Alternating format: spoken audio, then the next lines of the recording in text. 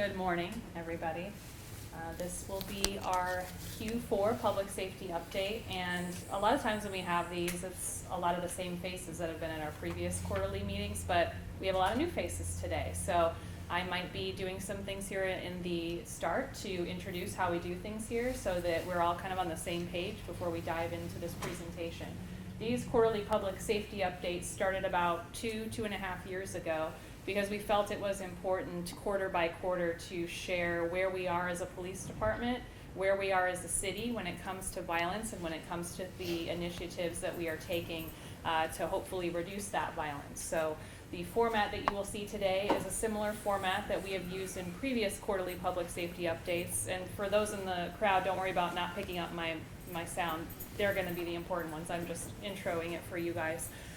So we're just going to go through a couple different slides. You have your handouts. You will also have a digital version of this that you can refer to as you start putting your story together. All questions will be at the end. You're going to hear from multiple different people here who I will introduce here shortly.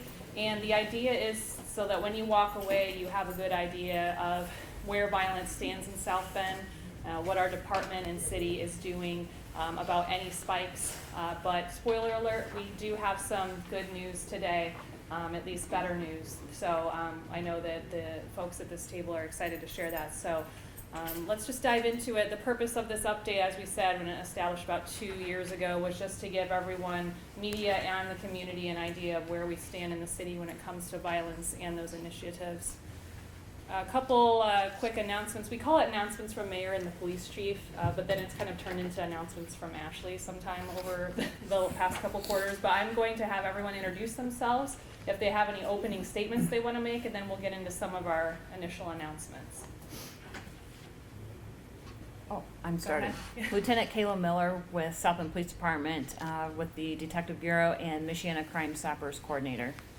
I'm Scott Ruszkowski, the South Bend Police Chief. James Mueller, Mayor of South Bend. I'm Dan Skibins. I'm the Assistant Chief, and Happy New Year. Do Chief, you or Mayor want to make any opening statements before we get into some of our program initial announcements? Well, Mayor, you typically does, so I'll yield all my time to the Mayor. Oh, that's good. I'll be brief here, but for those newcomers to this quarterly update, the ones who've come here in the past that know that when we have a bad year, we talk about the things that are in our control and the things that cities can't do much about to help alleviate violence in the community. So here, 2024 was a good year with the same caveats. Obviously, I believe the murder rate was the lowest since 2010 last year and tied for the second lowest in the past 20 years. So from that perspective, a very good year. One reason why we look at criminally assaulted shootings versus homicides is sometimes the difference between a shooting and a homicide is either medical care or just luck. Half an inch of where the bullet strikes can change the outcome dramatically. So we do, but there's good news there too. I don't know when the criminally assaulted shootings were as low as they were last year, but we see good news across the board in terms of gun violence. So we're going in the right direction, but with the caveat that there are things that happen nationally. Gun violence is going down. So when it was going up during the pandemic, we saw gun violence go up in the pandemic just like everyone else. And as it's coming down nationally, we're seeing some of those things. But this is still tremendous news, and the things that we can control are all coming together and working well. So whether that's solving homicides, and a lot goes into that, not just the detectives, but the crime scene techs, our ballistics lab, and even some of the information sharing coming from our residents. So Crime Stoppers had another good year. So all of the pieces of our strategy are coming together. They're working well. So the pieces that we can control, we're clearly doing a good job. But we're also we're fortunate to have some higher tailwinds to help drive it down to the lowest since 2010. So with that, you can get to the I just want to reiterate one thing, like the Mayor alluded to, and just a shout out to Hannah and Ashley for actually working. You'll see, I think, typically than what you're used to, a couple extra slides in there that will make the comparisons with the criminal assault shootings to give you a better perspective on what that actually looks like, something tangible that you can look at. And then please, we ask that you save your questions to the very, very end, but if there's something pressing that you have to get out and ask, then please go ahead and do so. just a couple quick announcements before we get into the nitty-gritty data. Our Citizens Police Academy, I had sent out a notice earlier this week that applications are open for that. That'll be for our spring session. So you'll have until February 14th to apply. We usually take about 40 people. That just gives you kind of a behind-the-scenes look of what we do here at the police department. Some of our specialty units, patrol, bomb squad, SWAT, K-9, all that good stuff. Very hands-on. People who have attended have very much enjoyed it, and we encourage anyone to attend if you just want a better understanding of how our department operates and how we investigate things. Another just kind of a boilerplate reminder that we like to give out every quarter, our Sing South Bend grant. This is something that businesses in South Bend can take a part of to get some assistance on some security upgrades to their building, and also the opportunity to get a financial break on integrating with our real-time crime center, so that if an incident were to happen near your business, that you can, our analysts would be able to tap into your cameras to see if there is any evidence on those cameras to help progress that case. So those are accepted on a rolling basis, those applications, so we encourage business owners that if they have not applied yet to do so. And finally, last thing from me, our spring prospect days. About 2.5, 3 years ago, we switched our recruiting model to a one-day hiring day or event, and we call them prospect days, kind of similar to like an NFL combine type thing, where the majority of the initial testing process is all in one day. It's a very long day, but we have our next one coming up on Saturday, April 26th, so you will start to see that coming out shortly in terms of advertising, but has really worked for us as a department in terms of getting people in here. Used to be several months, they'd have to come back for a test, wait a couple months, come back. Really talented group of people in our training and recruitment division to put this on. So that is all for me, and we will pass it over to Chief Skibins. Yep, feeding right off of that Prospect Day announcement, an important day for us with starting our next phase of the hiring process. As Ashley said, 5 out of 8 of our steps to become a South Bend police officer are all handled in one day. It used to spread out over a 6-month period of time, so it took us a long time to get people through the door, hired, sent to the academy to be later sworn in. And so the individuals that are hired from this Prospect Day on April 26th would be hired in before the end of July, beginning of August, when the next academy would take place. And so we can look at our numbers through 2024, and we hired 13 individuals last year. That's sworn in. That's not recruits that are at the academy. That's after they've graduated and they're sworn in at the Board of Public Safety meetings. We also lost 13, so we closed out the year at 251 officers. At the turn of this year into 2025, we did lose a few to retirement, so currently right now we're at 248 with 6 at the academy. Simple math, 254 is what we'll be at in April when we swear those 6 that are at the academy in after graduation. And so I'm hoping to send 8 to 10 officers to the academy in August. We're budgeted for 257, but we'll likely see more leave throughout the year, just as we do every year, as we saw 13 leave in 2024. Moving on to the next slide, we always show this slide because diversity hiring is a priority for us. We have plateaued a little bit over the last 6 months with our diversity hiring, so we'll relook at some of our strategies. The top one that we utilize here would be officers of diversity within our department. That's not just the training division, that is also patrolmen, younger officers. Who's getting hired to be police officers? Generally, it's individuals in their 20s. Other than laterals, we do see some laterals come in that are in their 30s, but generally it's younger adults that take up the profession. And so to have younger officers of diversity out there recruiting by going to high schools, colleges, and job fairs, those are the primary things we hit. We also hit military installations, so our reserve centers that are in the area. We'll go out as far as 50 miles to some of those reserve centers and talk to them about what South Bend has to offer and making a career out of the South Bend Police Department. We also push strong for laterals, and we'll be doing that again. We currently have 2 officers who are laterals in their field training right now. They were sworn in December. They bring with them experience that's good for us because we still do the same thorough background that we do for all individuals that we hire here. One of them is from IMPD, Indianapolis Metro.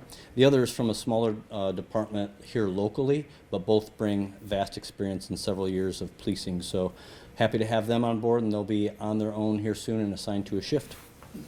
That is all I have for recruitment and hiring. Shifting, I think, to Chief Ruszkowski. Handoff.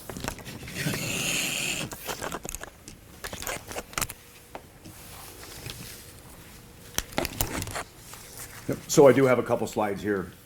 They're self-explanatory, but I just want to remind everyone that, so when you see 647 gun violence incidents, 795 in 2023, it's kind of broad because we count any incident, anything that we are involved in that involves a gun, we count that as a gun violence incident. For example, somebody goes into a store, robs them, doesn't point a gun, but maybe lifts their shirt up and we know there's a gun involved, we still count that as a gun violence incident. So again, this goes with everything that we do, including all of our Part 1 crimes.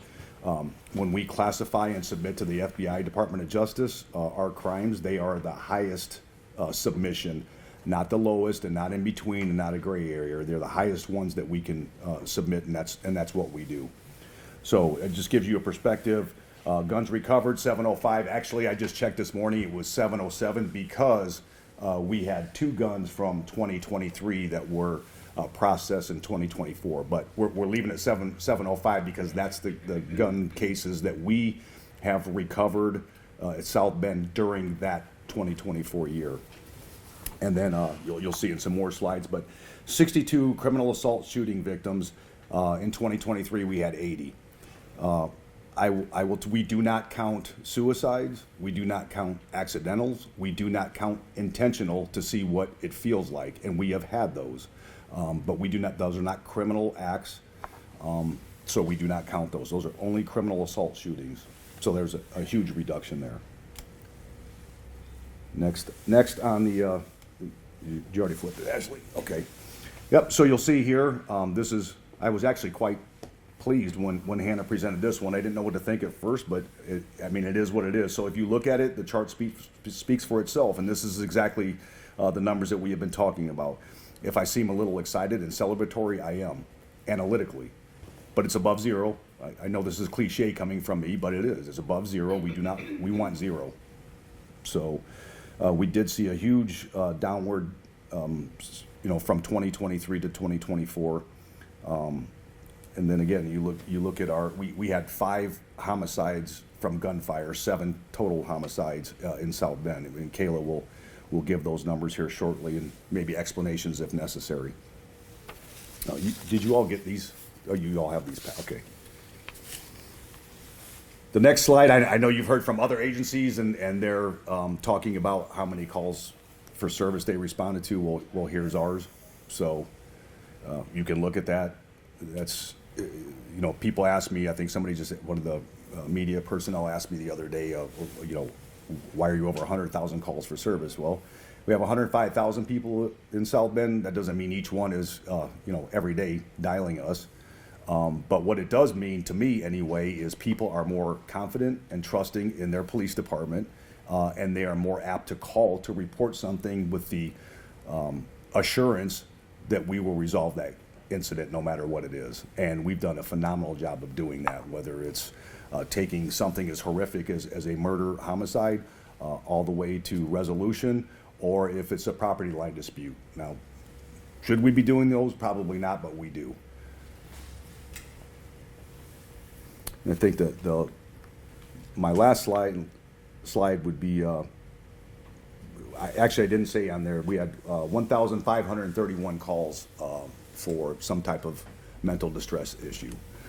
We meet on a weekly basis with our area partners, Oak Lawn, Epworth, some judges, other area agencies, and our own crisis response team personnel to keep actually discuss trends, things that we could be doing now, in the future, doing better now and in the future. So I've said it before, the pace isn't what I'd like to see, but it's a pace that we didn't have before. So at least there is a pace to it, and hopefully we'll get a lot quicker with our partnering agencies. Here's one that seems to cause confusion, but we can talk afterwards about this. These are shots fired calls for service, and I know the notes on there that Hannah has on there. It's ShotSpotter, alone, shot spotter with somebody from our community calling in, community calling in without shot spotter, an officer calling in without shot spotter or community, or any variation of those.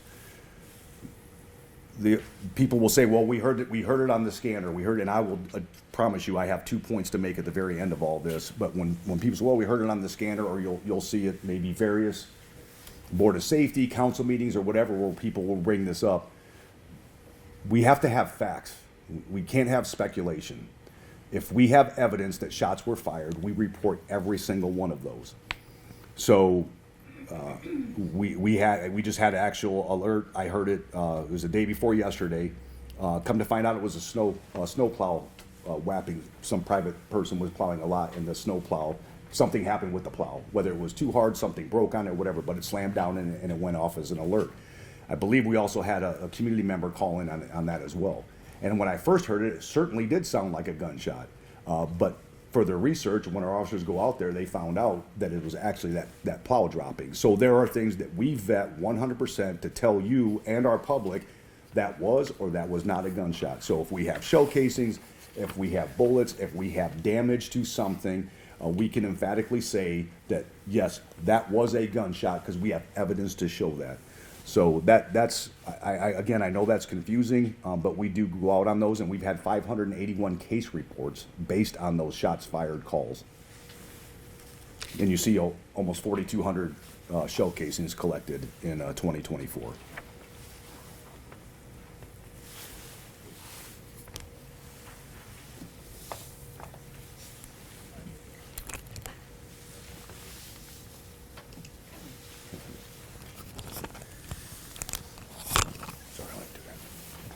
All right, we'll start with the actual total death investigations for 2024 set at 12, with a total murder victims 7, and those investigations a total of 7, with all of those having been resolved. You also see on your screen and in those handouts what that comparison was with the 2023 numbers at the time of the Q4 update for 2023. And I say that because as those investigations continue, those numbers change. So I just want to highlight that it was at the time of that Q4 comparison. So again, a significant decline in those numbers as well. Moving into Michiana Crime Stoppers, we had a total of 328 cases resolved due to Crime Stoppers tips for 2024. Just over $95,000 in stolen property and narcotics recovered. $86,550 in rewards authorized. 254 arrests and 21 firearms recovered due to tips.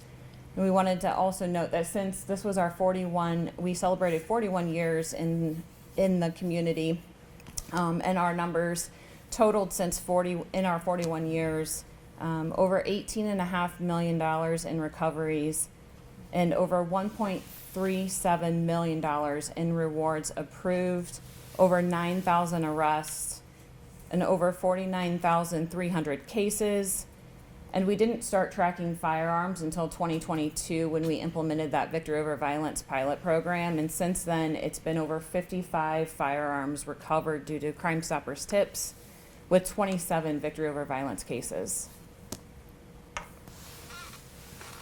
All the way down to All the way down.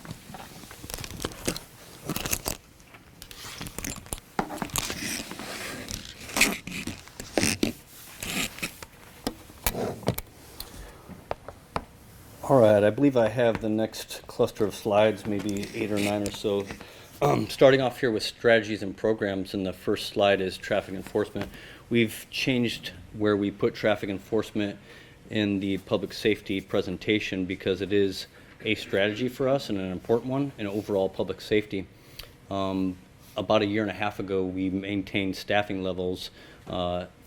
We felt comfortable at the staffing levels we were at to start really looking at traffic enforcement and what we were doing. We heard from the public. We heard from our council members who were hearing from their constituents that dangerous driving had gotten out of hand. And so we had already pre-planned when we did get our staffing levels up what we were going to do to maintain safety on the streets. And so we were criticized for not having a traffic unit with the size of the department we had. We felt it was best to put extra officers on each patrol shift so there was direct oversight from their captains and supervisors to give directives on traffic enforcement.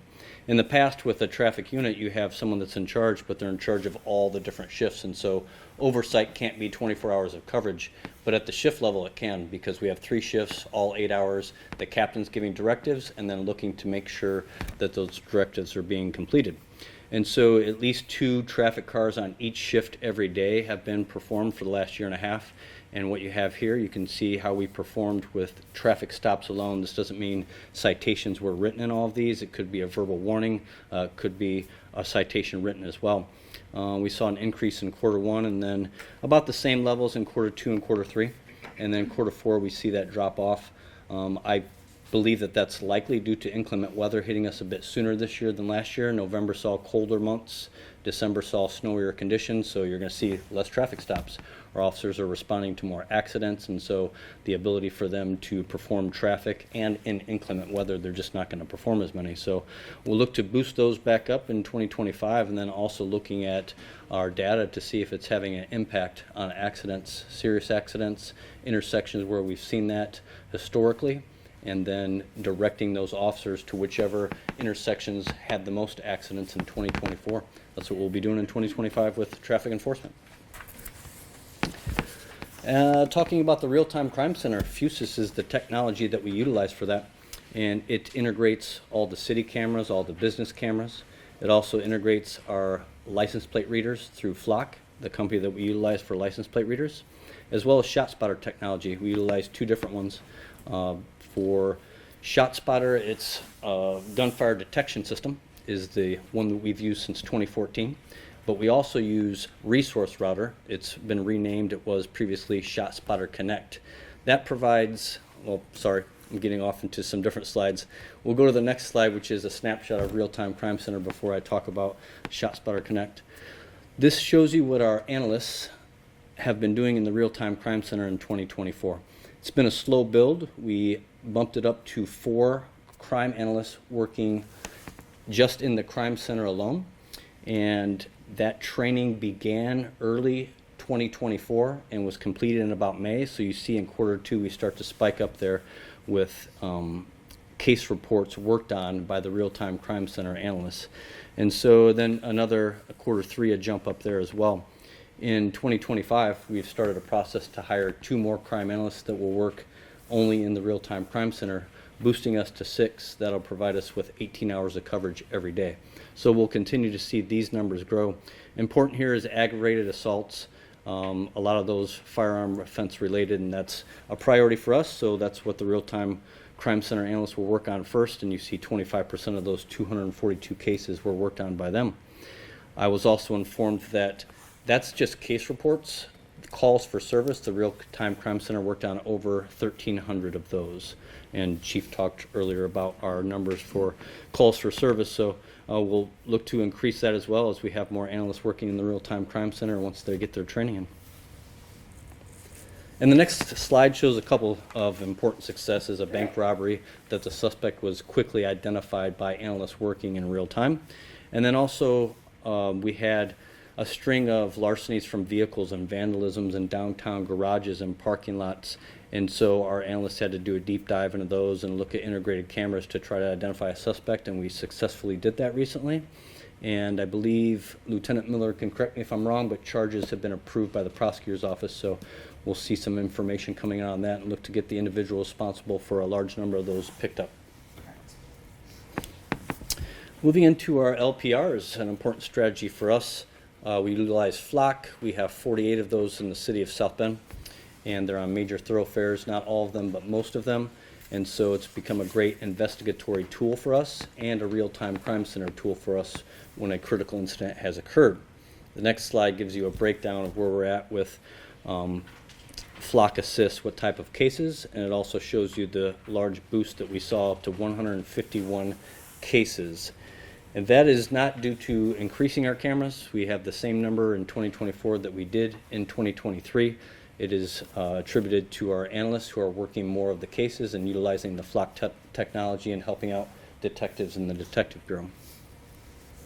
Again, important there is the homicides and the aggravated assaults, with that being our priority. You can see there are 20 of those cases where flock technology assisted us in either eliminating someone as a suspect or helping to generate someone or a vehicle that was involved in a crime. And then moving on to the other technology through ShotSpotter, it's Resource Router. And Sound Thinking is actually the name of the company. ShotSpotter is one of their technologies, and so is Resource Router. It provides missions for our officers. Each shift, there are 4 sides of town that are assigned to, officers are assigned to. There are 6 missions on each of the 4 sides of town on all 3 shifts throughout the day. If you jump to the next slide, that's where you'll see that there's 72 missions throughout the day. Our officers are completing 99% of those missions. That's spending 45 minutes in each of those small areas. They're generally 1 or 2 blocks by 1 or 2 blocks, so they're not large areas. Those areas are generated by a computer system, which is Resource Router, and it's based on where we have seen recent crime trends. If there are no recent crime trends on a side of town, then it'll look at the last 2 or 3 years. Gun violence heavy, that's what we focus on first, but this is all crimes. So if garages are broken into, cars are broken into, we see missions in those areas, just as we did downtown when we started having vehicles broken into in parking garages. So 99%, slightly up from the 98%, which is very good. 2,600, over 2,600 missions completed in 2024 by our officers. We also have added to that ad hoc missions. So when we were uncertain if ShotSpotter, you don't know until it produces the missions for those zones where they'll end up. We wanted to make sure when we started seeing larcenies in the downtown area, we can add a zone. So we did that. We added a 2 block by 2 block zone around a few parking garages, mandating our officers to go to them. So those weren't computer generated, and that's why you see an uptick in the total number of missions compared to 2023. I believe that is my last slide, and we'll be going back to Ashley. Yes, so before we get into a question and answer, just have a couple events that I want to highlight for this quarter coming up. So a constant, we have our monthly community crime stat meeting, second Wednesday of the month. We have our next one coming on February 12th. Again, the deadline for Citizens Police Academy is 2 days later on Valentine's Day. And then again, our Spring Prospect Day, 1-day hiring event. All that information can be found on sbpolicejobs.com. But I'll go ahead and turn it over now to questions. Someone just to start, are you using the same metrics to measure these incidents, whether it be, criminally assaulted shootings? I don't know your terminology. Are they the same metrics that you've used in past years? Yep, Okay. absolutely. So no changes Nope. from previous years to this. Awesome. Something else I wanted to talk about was property crime and things like larceny, cars getting stolen. Are we seeing any trends with those types of crime? No, and hopefully this will pick it up. If not, I will talk much louder. So I just gave a presentation to the Board of Safety yesterday. So it was essentially the year end, even though it was a December report. I do those monthly with the Board of Safety. For 2024, we had an overall 19.64 reduction in Part 1 crimes. This is 3 years in a row now that we've had a reduction in Part 1 crimes. Contrary to the comments made on media, social media, those are facts. You can't say, well, let's just pretend that that vehicle didn't get shot or whatever. Maybe other agencies do that, but I can assure you that we do not. So that's fair and factual reporting that we do. Going back to your original metrics question that we use, we have not changed those things. There has been a reduction. Now, in some categories, I will tell you, rape and arson, those had gone up, and now I won't say consistently, but they have noticeably gone up, and there could be many reasons for that, and those I don't know. It could be comfort in the way that we vet, for example, our domestic violence cases. We look at those, and we do work with the Family Justice Center, have conversations, and we have high-risk teams that analyze these cases and discuss them and and they recommend what best method or route to take to get help or whatever. So I think people, in my opinion, are more, like I said in the beginning, more confident and more apt to report things with the hope for help and services. And sorry if this is redundant, what is a part 1 crime? So it's rape, robbery, aggravated assault, burglary, larceny/theft, arson, motor vehicle theft, and I think I'm missing one, but I can't remember off the top of my head. But that's pretty darn close right there. So overall, those have gone down. Yes, Okay. consistently. We had a negative reduction. I guess that was, we had negative percentages of the entire, every month in 2024. And I believe, I'd have to go back and look, but I'm almost positive the 3 years in a row we've had a year-end reduction in Part 1 crimes. And those are reported out through the Board of Public Yes, Safety every month. So, Sweet. yeah. A question I have is, do you know how it compares to national trends? Is South Bend unique in the number of crimes that have dropped this year, or is that happening across the region, across the country? Is it a trend that we're seeing outside of South Bend as well? There's definitely a national trend. Like I said, there was a national trend up during the pandemic, and then since then there's been a national trend down. But this is, when you say this is the lowest year since 2010, I mean that's better than the years 2011 through 2019. So this is definitely a good year for South Bend in the recent history. And I mean, and we went back 20 years and said this is tied second lowest in 20 years. If you go back even further, you know that the 90s were a period where shootings were even higher. It was just a high time of crime in the 90s. So if we went back even further, this would be a standout year for South Bend. So I think now, bigger cities oftentimes, mid-sized and bigger cities often have higher rates than the national average.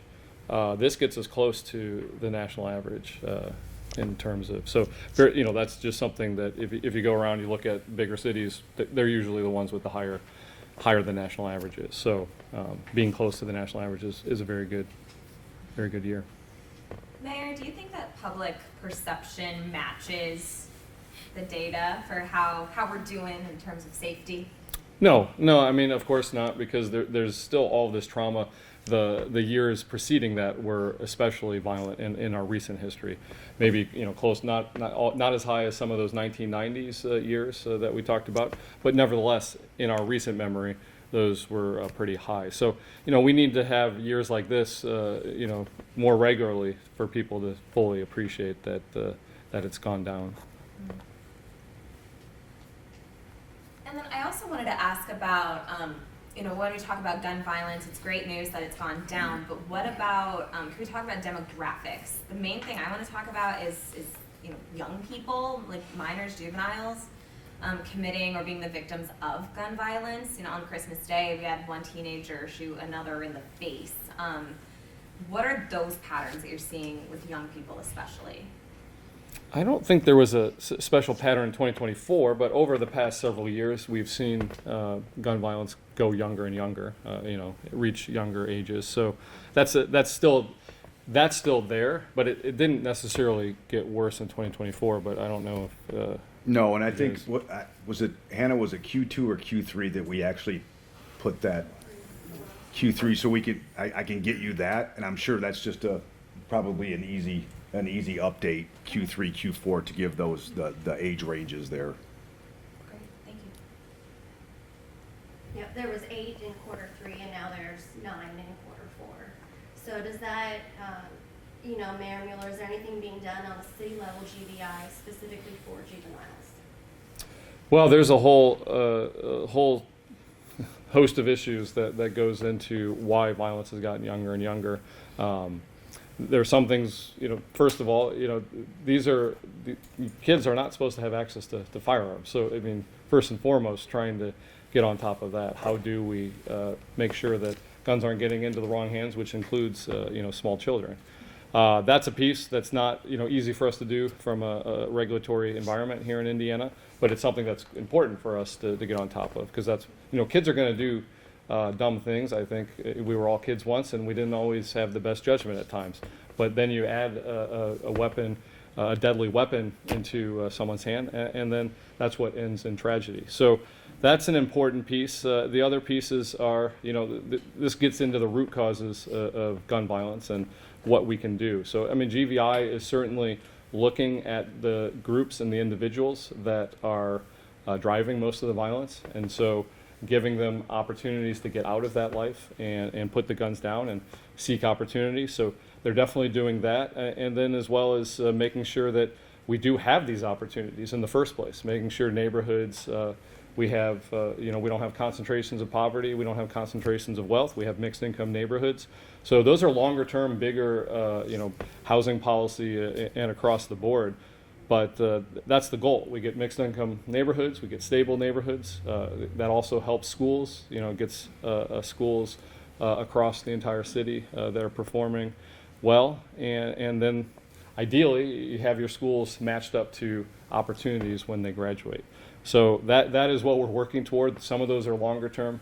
A lot of these go to the root causes of violence. And that it's a challenge we have in America is we're somewhat unique in the world of where we have this culture of violence and violence that extends down to our kids.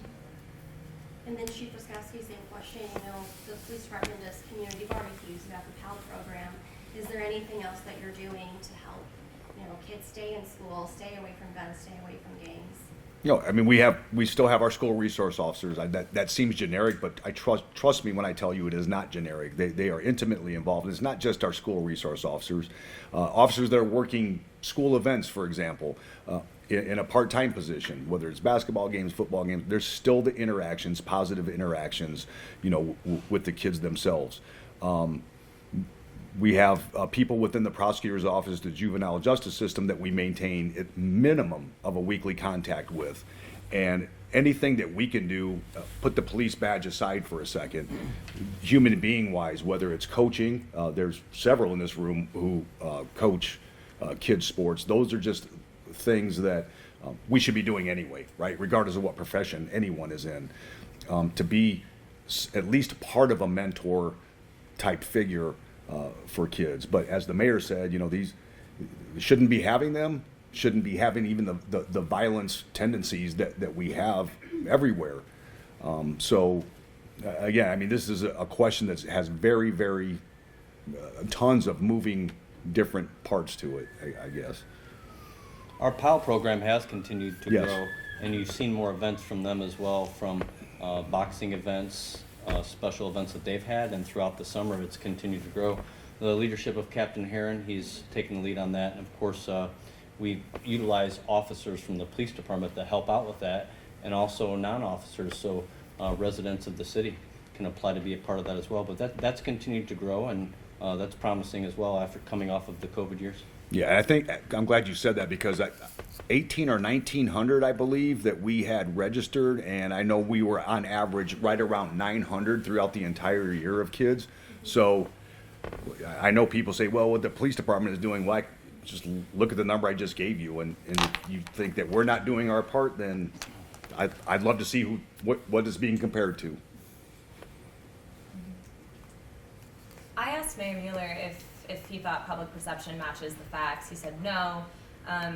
Would you agree with that? And if so, how do you kind of convey, if numbers are down, how do you get people to kind of feel safer, right? Well, again, so you have crime measurable, right? You cannot ignore a broken window, a bullet into somebody, a bullet into something, right? You can't. That's a fact. Mm-hmm. And I don't remember, Andy Kate, I brought this up probably a couple of years ago, and subsequently every year since. The fear of crime is not measured. That's an individual, or it could be pocketed areas of the community that absolutely feel the fear of crime itself. And to prove this to you, go back a few years when we were looking at some of our numbers going, geez, why is downtown South Bend beat red on a thermal map? And we couldn't figure it out. Well, actually, when we end up looking at our reporting system, where we reported to was 615 North Michigan. And if you don't know what that is Memorial Hospital. So we went there to take a report on domestic violence, a shooting, whatever the case was, and that was populated. The second most violent place in South Bend was the building we're in right now, because people would come here and report crimes. So when you threw that onto a thermal heat map, you had those two red areas converging right in the heart of downtown South Bend. So when you get in, I hear it all the time to this very day, oh, South Bend is so, downtown so dangerous. It is not. And again, I don't know, I can't tell somebody how to feel. I can just present the facts, and I say otherwise. I've lived here for 60 years, and it's never been dangerous.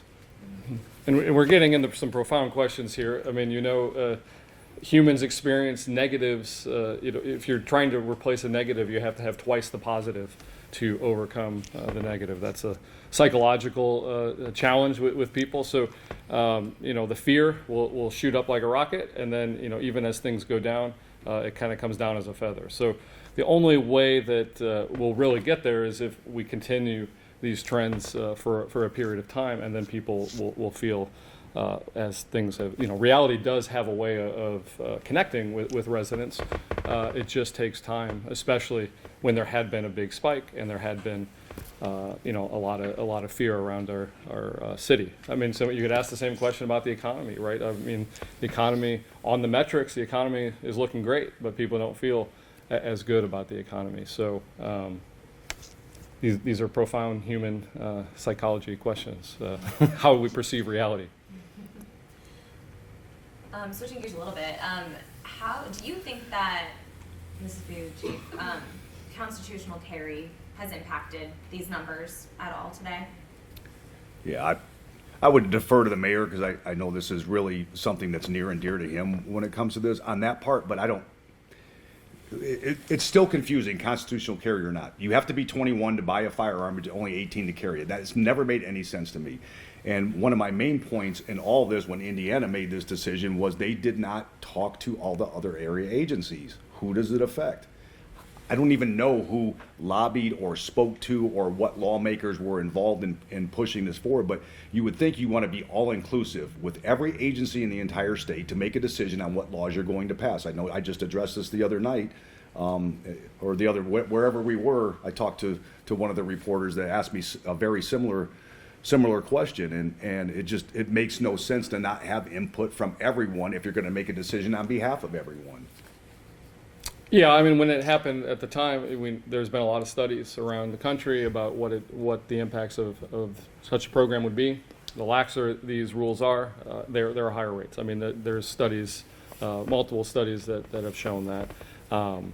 But, the caveat being is, even before they did their most recent change, we did not have a fully robust regulation around access to firearms. So it's not like we went from a state that had full regulation to no regulation. It had been creeping over time to get to where we are today, where there's just, they don't have to you don't have to permit. You have to get a license for your car, but you don't have to register your firearm in the same way. So those to carry it, so it's not a good policy. I think the studies have shown it's not helping us make our communities safer, but nevertheless, there's two things that go to that. It was a tool for law enforcement to be able to say, do you have a permit? If they, it's a reason to ask, where's your permit to be carrying this weapon when you see someone out and about with a weapon. So that's, you reduce that ability. But when when we're solving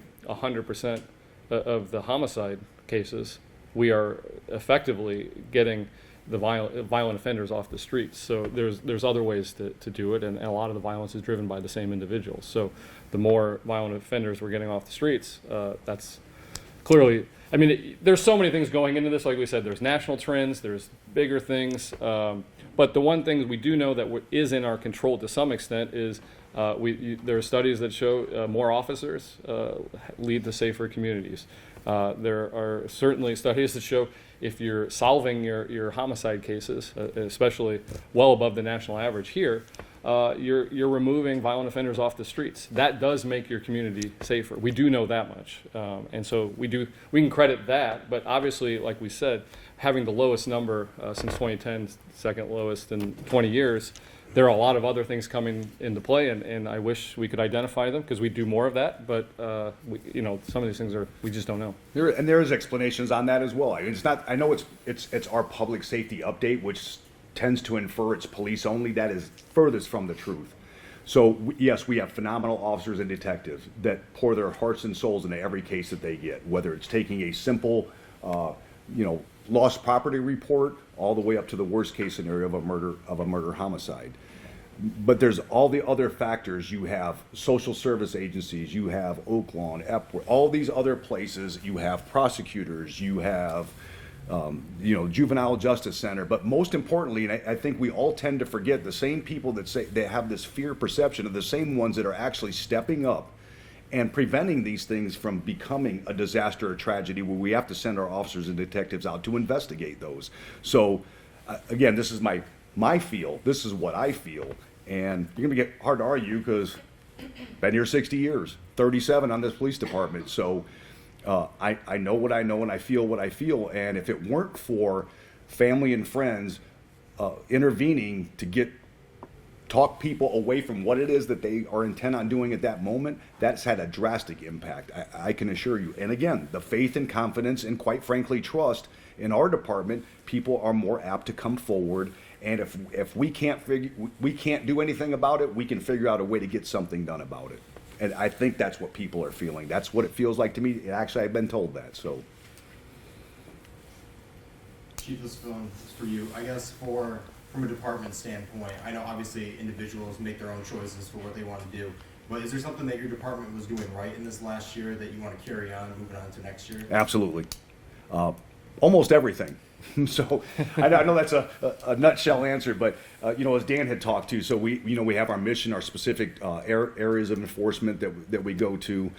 Those are 24 hours based on community surveys and our officers survey at the same time separately, not knowing what each other decided what was the best course of action. Both community and officers separately, unknowingly said gun violence, more resources put to how we, and we is all inclusive, us and them, what we can do to combat that. And then secondly, believe it or not, was traffic stops. That was that came from council, Board of Public Safety, community, that survey, police officers as well. So if you want to do traffic stops, well, nobody's stopping you, go ahead.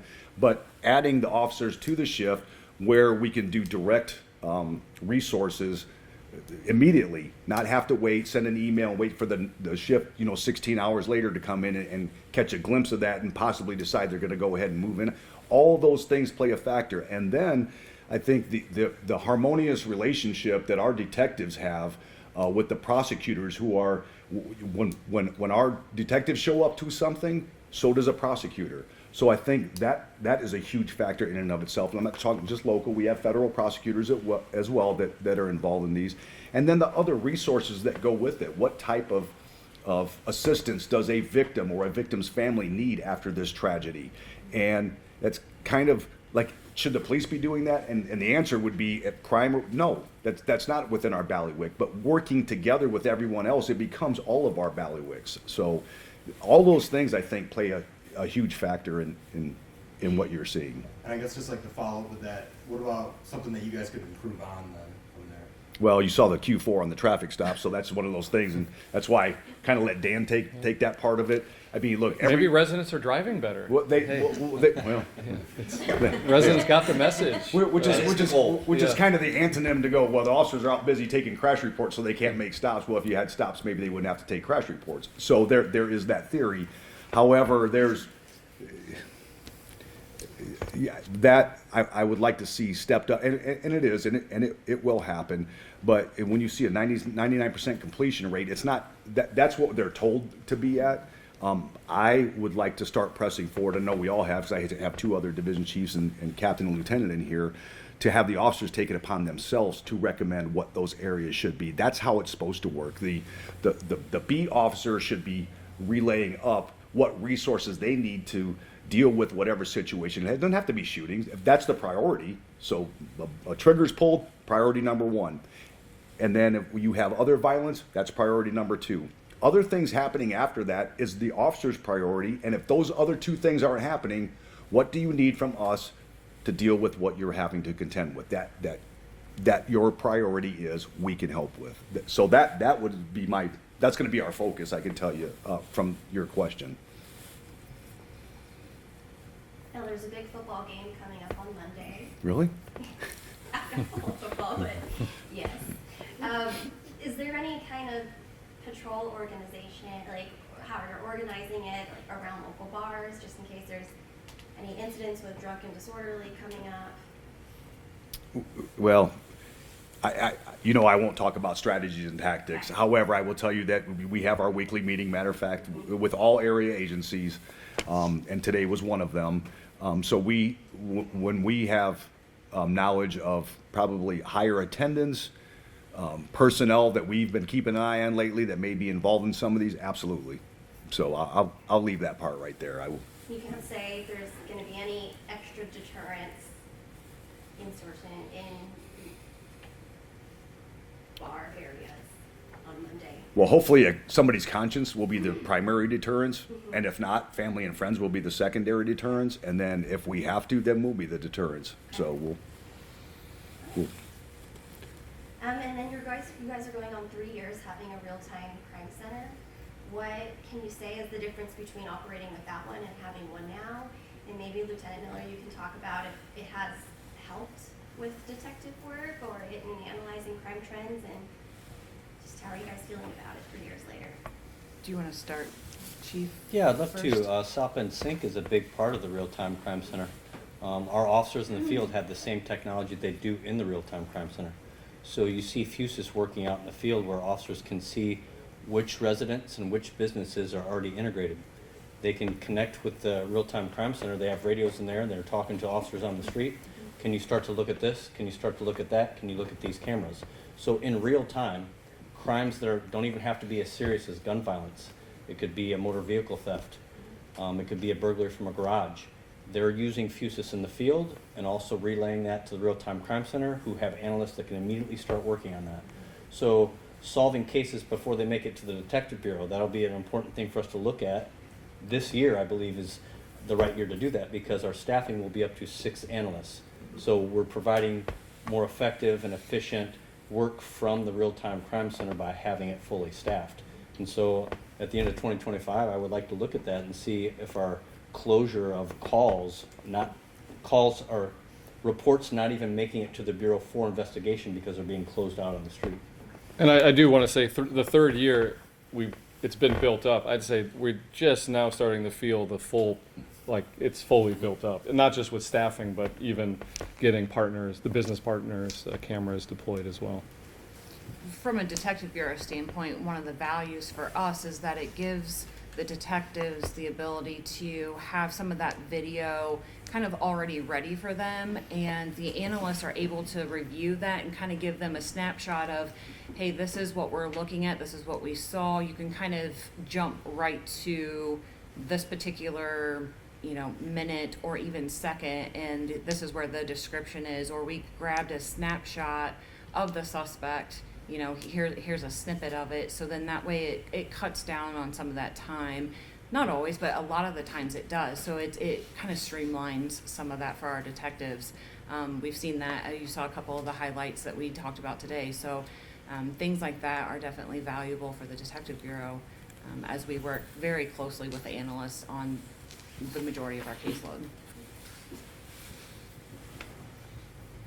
Chief, did you want to talk a little bit about how the numbers sometimes fluctuate in terms of victims and shooting cases in case people are paying really close attention to some earlier reports about case resolution and how you might see it change month over month sometimes?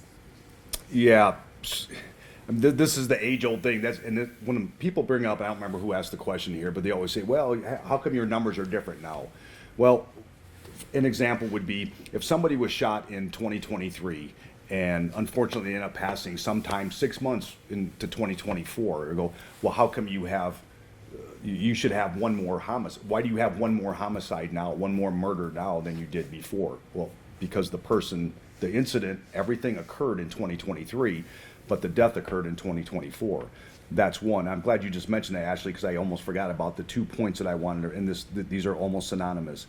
So something that I want to, some may be guilty of it in this room, some may not, but I can tell you there's definitely groups within Facebook and other places that are.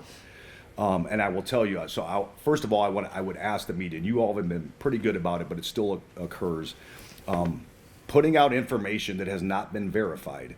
And I can just tell you a couple days ago, we had one, it was dispatch put out, gunshot wound victim walk in at Memorial Hospital, and that was put out.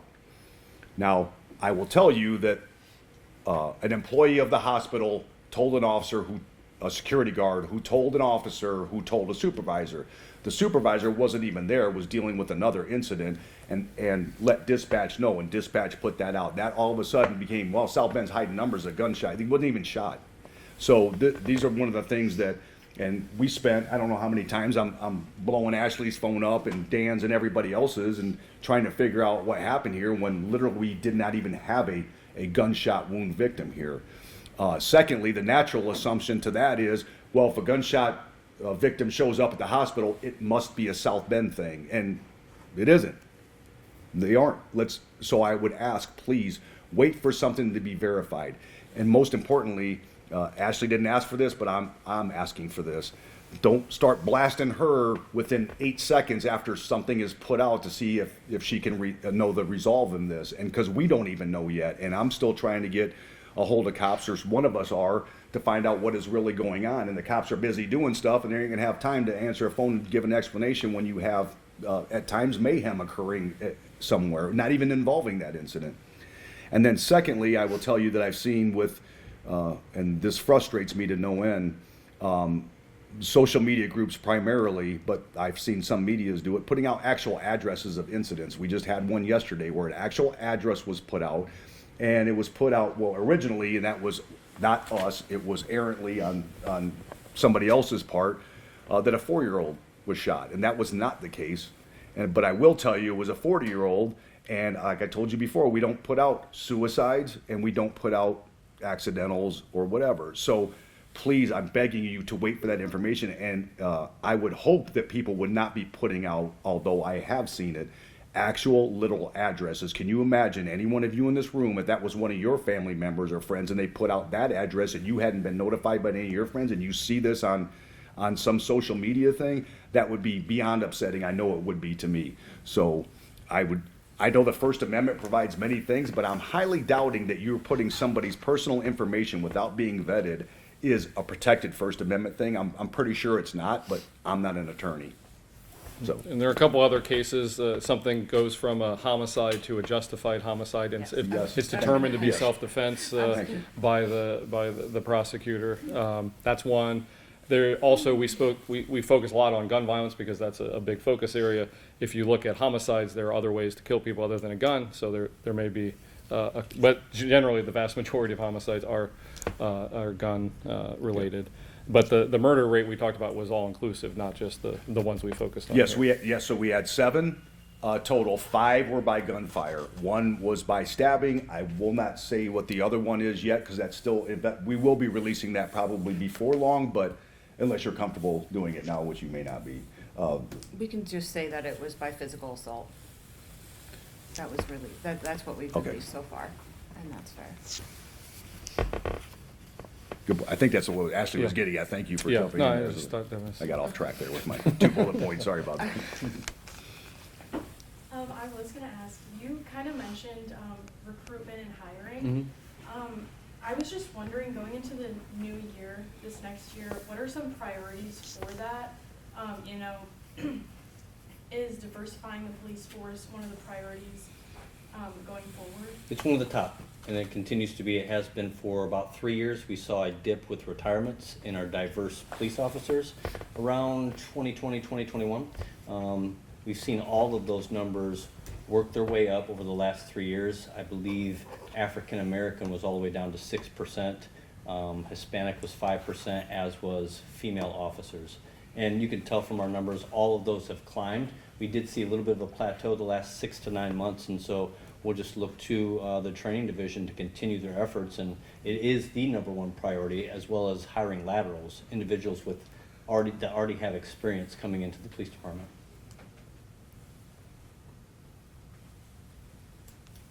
other questions? I'll just ask one more. That one of my colleagues asked. How are just people complaining about things like thefts from their cars, especially? And while you say Part 1 crimes are down, it's just something that we keep hearing people complaining about. So how are you going to prevent those kinds of thefts and help people feel safe about keeping their cars left in their parking lots? Well, There's two pieces to this. Crimes are sometimes a function of opportunity, and so if you leave your car open and you have your laptop on the front seat, I learned that early on. You learn that at some age, but especially if you live in any city in the world, you don't present opportunities to criminals to take advantage of. And so I know downtown is very safe. If you look at the numbers, objectively very safe.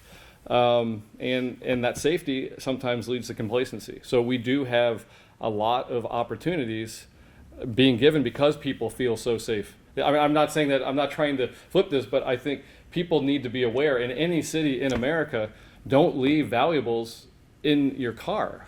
And certainly don't leave the door open, but even if you don't leave the door open, you can people can break the window and take it out. So we do need to remind people more and more that this is a city just like any other city, and people are people, and when there's density, there's opportunity, and there are people that'll try to take advantage of those opportunities. So I think the source is one of the issues. Of course, we're continue to use technology and our analysts to try to figure out and solve these cases. One of the big incidents downtown over the past several weeks was it turned out to be one individual who learned how to get around and take advantage of these opportunities being presented. And so there's charges pending here. We've identified, I think the prosecutor is working through that, but that's an individual who is driving a lot of incidents in our downtown area. It's one individual. Spoiler alert, you'll get a press release about that in about an hour. So. Oh, nice. But that's a good question, because that's what I said. I'm not celebrating, even though we've seen these reductions. Still not celebratory because it's above zero, and that means there's people 1 and further that are affected by some type of Part 1 crime. So of course, the people who aren't totally understand. The people who have been affected don't understand, and we understand why they don't understand. Thank you.